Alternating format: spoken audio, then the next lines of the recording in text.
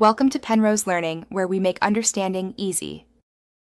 In this video, I will show you how to make a construction paper flower bouquet. This easy guide will help you create beautiful, lasting blooms. First, gather your essential crafting supplies. You'll need colorful construction paper, sharp scissors, and some floral wire. Don't forget a ruler, a pencil for marking, and reliable craft glue. Choosing a range of paper colors will ensure your bouquet is vibrant and visually appealing. Now, let's start on the petals.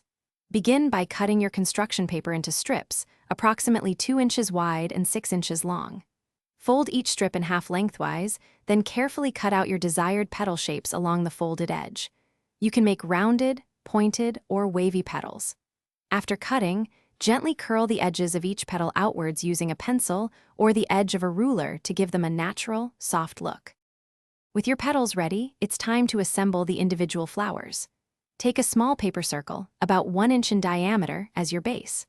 Arrange 5 to 7 petals around this circle, overlapping them slightly to create a full bloom.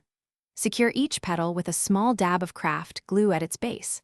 Once the petals are set, carefully insert a piece of floral wire, about 8 to 10 inches long, through the center of the flower to form the stem.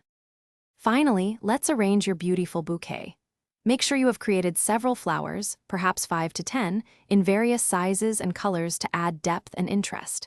Gather all your finished flowers together, arranging them artfully.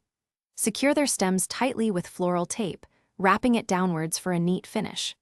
Alternatively, you can use a decorative ribbon to tie the stems together, adding a lovely final touch to your handmade paper flower bouquet. Thanks for watching. If this was helpful, leave a like and consider subscribing. See you next time.